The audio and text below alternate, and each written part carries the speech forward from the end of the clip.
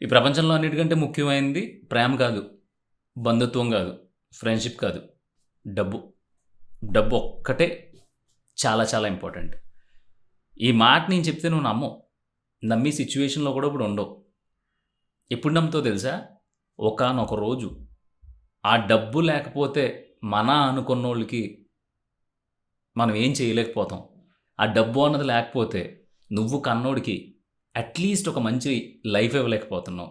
ఆ డబ్బు అనేది లేకపోవడం వల్ల మా అమ్మానాన్నలని సరైన హాస్పిటల్‌లో చూపించలేకపోతున్నాను. ఆ డబ్బు అనేది లేకపోవడం వల్ల దీనమ్మ జీవితం నెలలో కనీసం ఒక్కసారి కూడా బయటికెళ్ళి రాలేకపోతున్నాను. నచ్చింది తినలేకపోతున్నాను. ఇయన్నీ జరుగుతూ ఉంటాయి. ఇయన్నీ జరగాలంటే నీకు 30 సంవత్సరాలు దాటాలి. అలా దాటిన తర్వాత డబ్బు అన్నిటికీ ముఖ్యం కాదు అనే మాట చెప్పినోడిని కొట్టాలి, తన్నాలనిపిస్తది నీకు. ఈ మాట ఎందుకు చెప్తున్నానంటే పెద్ద పెద్ద బంగ్లాలు కట్టుకున్నోళ్ళు, ఒక 500,00,00,000, 600,00,00,000, 700,00,00,000, 800,00,00,000 సంపాదించినోళ్ళు ప్రతి ఒక్కళ్ళు కూడా గొప్ప గొప్ప మాటలు చెప్తూ ఉంటారు. మానవత్వం గురించి మాట్లాడుతూ ఉంటారు. ఆకలి గురించి మాట్లాడుతూ ఉంటారు. సాయం చేయడం గురించి మాట్లాడుతూ ఉంటారు. పేదోడి గురించి మాట్లాడుతూ ఉంటారు. రైతు గురించి మాట్లాడుతూ ఉంటారు. జవాన్ గురించి మాట్లాడుతూ ఉంటారు. కానీ ఆళ్ళ 700,00,00,000, 500,00,00,000, 100,00,00,000 డబ్బు మాత్రం ఎప్పటికీ అలా పెరుగుతూనే ఎళ్తది తప్ప తరుగుతూ రాదు. ఎందుకంటే ఆళ్ళు నోటి మాట చెప్తారంతే. వాళ్ళకున్న దాంట్లో పదో, పరకో సాయం చేస్తారంతే. అంతేగాని నేను మనిషిని, నాకొక 100,00,00,000 ఇల్లు, ఒక 100,00,00,000 బంగారం, సారీ, కొంచెం వెనక్కెళ్తే నేనొక మనిషిని, నాకొక రూ. 1,00,00,000 ఇల్లు, ఒక రూ. 1,00,00,000 పొలం, ఒక రూ. 1,00,00,000 కారు, ఒక 10,00,00,000 బ్యాంక్ బ్యాలెన్స్. అంటే ఆ 10,00,00,000ని నేను ఫిక్స్డ్ డిపాజిట్ చేస్తే నాకు నెలకొక 5,00,000, 10,00,000, 20,00,000 ఇన్‌కమ్ వస్తది. నేను ఎలా ఖర్చు పెట్టుకున్నా సరిపోద్ది. విదేశాల్లో నేను ఉండడానికి ఒక 20,00,00,000 పెట్టి గెస్ట్ హౌసు. నా విలాసాలు, నా తాగుడు, నా తిరుగుడు, నా జల్సాలకి అంతటికి కలిపి ఒక 50,00,00,000. సో, ఇప్పుడు చెప్పిన లెక్కంతా కొంచెం ఇంచుమించులో ఒక 100,00,00,000తో అయిపోద్ది. ఆ 100,00,00,000 నేను ఉంచేసుకుంటే, నేను, నా పిల్లలు, నా తరతరాలు హ్యాపీగా 100,00,00,000 ఇంకా ఇంకా పుడతానే ఉంటది దాని నుంచి డబ్బు. హ్యాపీగా బతికేయొచ్చు. మిగతా డబ్బంతా నేను చెప్పిన గొప్ప కోసం, నేను చెప్పిన మంచి కోసం, నేను చెప్పిన ఆకలి కోసం, నేను చెప్పిన సహాయం కోసం, నేను చెప్పిన దానికోసం, దీనికోసం ఖర్చు పెట్టేయాలని ఎవడన్నా అనుకుంటాడా? ఎవడు అనుకోడు. మరి? డబ్బు ఒకటే ముఖ్యం కాదు అని ఆళ్ళే చెప్తారు కదా!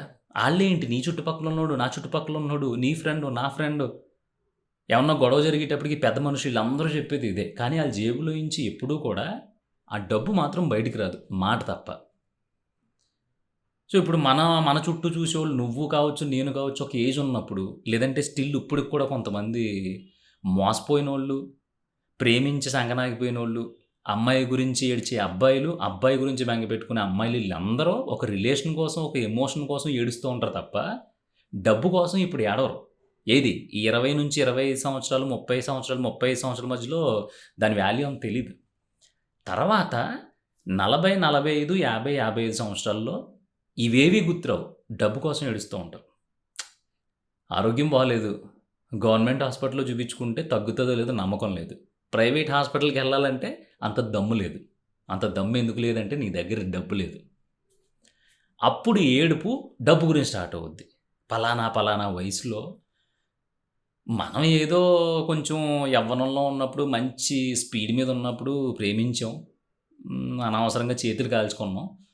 కాల్చుకున్నాం, అయ్యిందేదో అయిపోయింది. ఒక 2, 3 సంవత్సరాల వ్యాపారానికి పోన్లే అయ్యిందేదో అనుకుంది. కానీ ఆ చేతులు కాల్చుకున్న తర్వాత కూడా ఆకులు పట్టుకోకుండా ఇంకా చేతులు కాల్చుకుని, ఒళ్ళు కాల్చుకుని, మనసు కాల్చుకుని, బుర్ర కాల్చుకుని ఒక 4, 5 సంవత్సరాలు అదే బాధలో ఉండిపోయాను.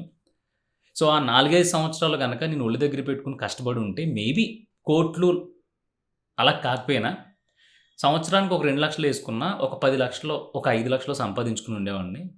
ఆ 5,00,000 అప్పుడు బ్యాంక్‌లో యేసుకొని ఉండుంటే కనీసం అది ఎంతో కొంత పెరిగి 10,00,000 అయ్యుండేది.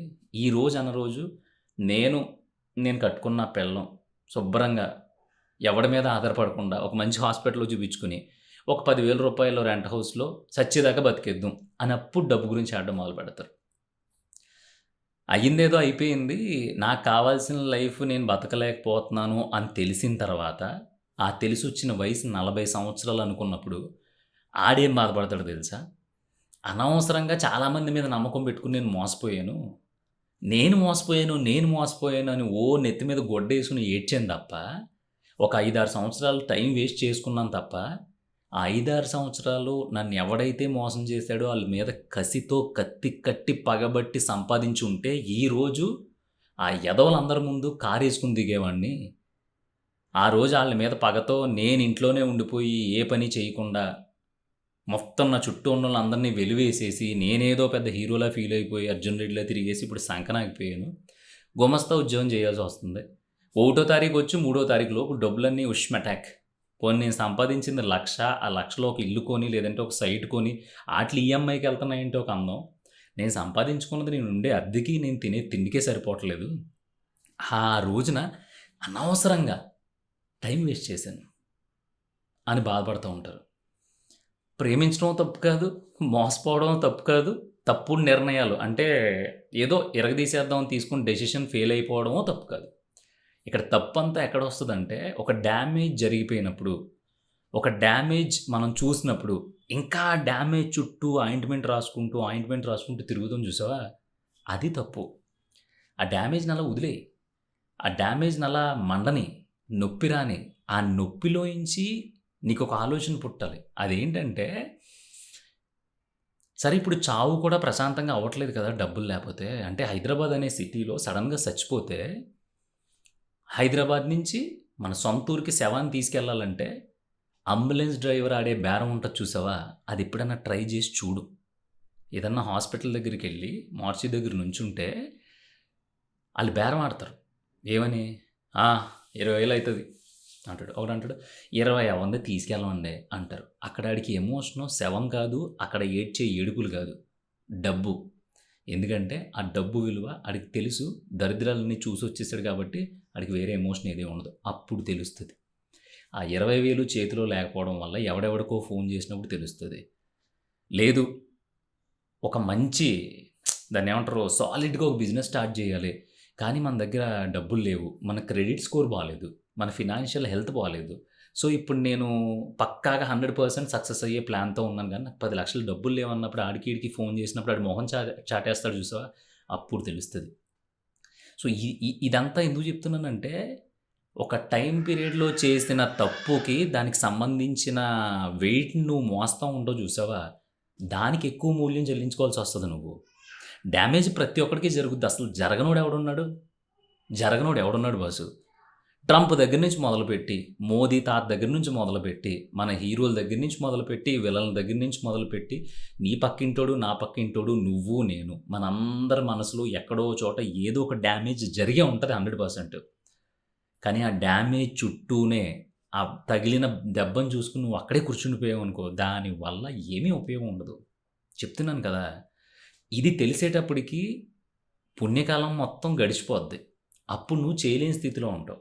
ఇప్పుడు ఆఫీస్‌కెళ్ళొచ్చి ఒక రూ. 25,000 జీతం అయితే, సాయంత్రం 7కి ఆఫీస్ నుంచి వచ్చేస్తే గబగబా స్నానం చేసేసి 8కల్లా రెడీ అయిపోయి ర్యాపిడో బండెక్కితే ఎక్స్‌ట్రాగా ఇంకో 15,000 సంపాదించగలుగుతావు.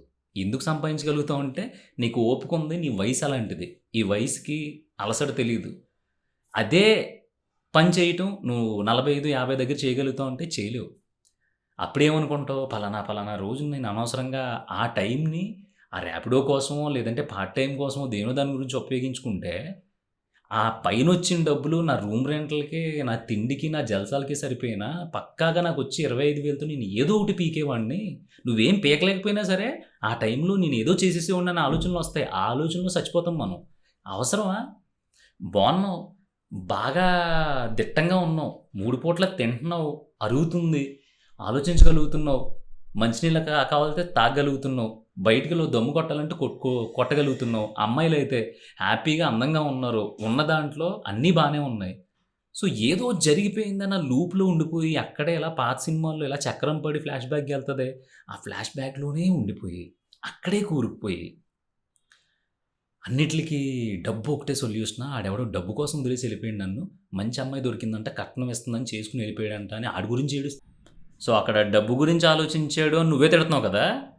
రేపొద్దున్న నువ్వు కూడా నీ పిల్లల గురించి, నీ కుటుంబం గురించి, డబ్బుల గురించి ఏడుస్తావు. అందుకని నేను చెప్పేదేంటంటే, పోయినోడు ఎలాగ పోయాడు, మోసం చేసాడు, ఆ వాడుకుని తెలిసాడు, పక్కన పెట్టి నువ్వు కూడా మంచిగా డబ్బున్నోడిని, మంచిగా సెటిల్ అయినోడిని చేసుకుని ఆడిని ఇబ్బంది పెట్టకుండా, ఆడిని గజగజ వణికించేయకుండా, ఆడిని ప్రెజర్ పెట్టకుండా హ్యాపీగా ఇదివరకు మన అమ్మలో ఆళ్ళు ఉండేవారు చూసావా, అలా ఉన్నాం అనుకో, ఆడు కొంచెం అటు ఇటుగా ఉన్నా నీ అమ్మ నా పిల్లం ఇంత అలా ఉంది కదా అని చెప్పి ఆడు మారిపోతాడు. ఇద్దరూ కలిపి డబ్బు మీద ఫోకస్ చేసుకుని సచ్చే వరకు సంపాదించుకున్న దాంతో హ్యాపీగా బ్రతికి చచ్చిపోతారు. ఇదంతా కాదని వయసు ఉన్నప్పుడేమో ప్రేమ గురించి, వయసు మీద పడుతున్నప్పుడు అంటే ఒక టీనేజ్ దాటి బాధ్యతలు వస్తున్నప్పుడేమో రెస్పాన్సిబిలిటీస్ గురించి, ఆ రెస్పాన్సిబిలిటీస్ అయిపోయిన తర్వాతేమో అయిపోయిన టైం గురించి, ఇలా ఓ సర్కిల్‌లో బాధపడుతూ కూర్చున్నాం అనుకో, ఆ సర్కిల్‌లోనే పోతాం. ఏమీ పీక్కుండా, అసలు ఏమీ చేయకపోయినా పర్లేదు ప్రశాంతంగా బ్రతికితే చాలు అనుకునే స్టేజ్‌కెళ్ళిపోతాం. అలాంటి స్టేజ్‌కి వెళ్ళకూడదు అంటే దయచేసి డబ్బు ఏమేం చేస్తది అనేది నీకు తెలుసు. అయినా సరే దాని గురించి ఇక్కడ ఎవడో బెంగ పెట్టుకోవట్లేదు చూసావా? అది దౌర్భాగ్యం. వదిలేసాడు, వదిలేసింది, వదిలేసారు, వదిలించేసుకున్నారు. ఈట్లి గురించి బాధపడుతున్నారు తప్ప సంపాదించట్లేదు. ఎంత సంపాదించాలి? ఎలా సంపాదించాలి? సంపాదించిన దాంతో మళ్ళీ సంపదను ఎలా సృష్టించాలి అనే దాని మీద ఎవడూ బెంగ పెట్టుకోవట్లేదు. కనీసం మందు తాగైనా సరే ఎవడో ఆలోచించట్లేదు. ఎప్పుడు చూడు ఏడుపులు, ఏడుపులు, ఏడుపులు, బెంగ పెట్టుకోవడాలు, బెంగ పెట్టుకోవడాలు, బెంగ పెట్టుకోవడాలు. ఏం పీకుదామని? పోనీ బెంగ పెట్టుకోవాల్సినంత క్యారెక్టర్లు ఏమన్నా ఉన్నాయా ఇక్కడంటే, నాతో పాటు నీతో పాటు ఎవ్వరిది లేదు. అవసరానికి ఒక వేషం, అవసరానికి ఒక నాటకం, అవసరానికి ఒక రంగు. ఎవరైనా అంతే. నువ్వు నీ ఫ్రెండ్‌కి ఒక ₹1,00,000 ఇచ్చావు. నేనే ఉన్నాను. నా ఫ్రెండ్‌కి ఒక ₹1,00,000 ఇచ్చాను. ఒరేయ్! సంవత్సరం దాకా నాకు అవసరం లేదు అన్నాను. కానీ ఒక 9 నెలల తర్వాత నాకు ఆ ₹1,00,000 చాలా చాలా ఎమర్జెన్సీ అవసరం వచ్చింది. అప్పుడు నేనేం చేస్తాను? నాకెక్కడ డబ్బులు పుట్టలేదు. నేను నా ఫ్రెండ్‌కే ఇచ్చాను. సంవత్సరం వరకు అడగనని హామీ ఇచ్చాను. అప్పుడు నేనేం చేస్తానో తెలుసా? గుండెల మీద చేసుకొని చెప్తున్నాను. ఒరేయ్ బాబు! ఏదో ఒకటి చేసి ఎక్కడో దిక్కున ఓ ₹1,00,000 తెచ్చి నాకు ఇచ్చేయి. ఒక రూ. 10 వడ్డీ ఎక్కువైనా నేను కట్టుకుంటాను. లేదంటే నా డబ్బులు నాకు వెనక్కి తిరిగిచ్చేయి. ఏమనుకోకు, నా పరిస్థితి ఇది అని చెప్పి నేను అడిగేస్తాను. ఎందుకంటే పరిస్థితులు మనిషిని అలా పురిగొలుపుతాయి, అలా ఉసిగొలుపుతాయి, మాట్లాడేస్తాయి. అర్థమవుతుందా? అందుకని ఇక్కడ డబ్బుతోనే అంతా జరుగుతుంది. ఆ డబ్బు వెనక పరిగెట్టు. మిగతాయన్నీ మెల్లిమెల్లిగా నీ వెనకాల వస్తాయి. కానీ డబ్బు సంపాదించిన తర్వాత మదం ఎక్కి కొట్టుకోకు అనేది మన చివరి ట్యాగ్‌లైన్. ఇది గనక నీకు నచ్చితే ఒక లైక్ కొట్టి మన ఫ్యామిలీ గ్రూప్స్‌లో ఎయ్యి. ఎందుకంటే ఎప్పుడూ పెన్నమ్మ, కన్నమ్మ ప్రేమించిన దాన్ని ప్రేమికుడు గొడవలు తప్ప 500 గాయింతం, 2000 గాయింతం, బ్యాంక్ బ్యాలెన్స్‌లో లక్షలో, కోట్లు, ఈ ఫిక్స్డ్ డిపాజిట్లు, వడ్డీలు, సంపద, ఖర్చు పెట్టడం, సంపాదించుకోవటం ఈట్లి గురించి అసలు ఎవడు బెంగ పెట్టుకోవట్ల. అలా బెంగ పెట్టుకోవాలని మీరు ఈ డబ్బు మీద ఆశతో, ఈ డబ్బు మీద పరుగుతో, కసితో పరిగెట్టాలని హ్యాపీగా అన్నీ అనుభవించి చచ్చిపోవాలని కోరుకుంటున్నాను. మీరు కూడా అలాగే కోరుకోండి. మంచిది ఆ కోరిక. ఈ దరిద్రాల కంటే పోల్చుకుంటే దానికంటే మంచి కోరిక ఏముంటది? అవునా కాదా? ఆ కామెంట్ ఏదో పడేసెళ్ళు. చూసేవాడికి అర్థమై సత్తది.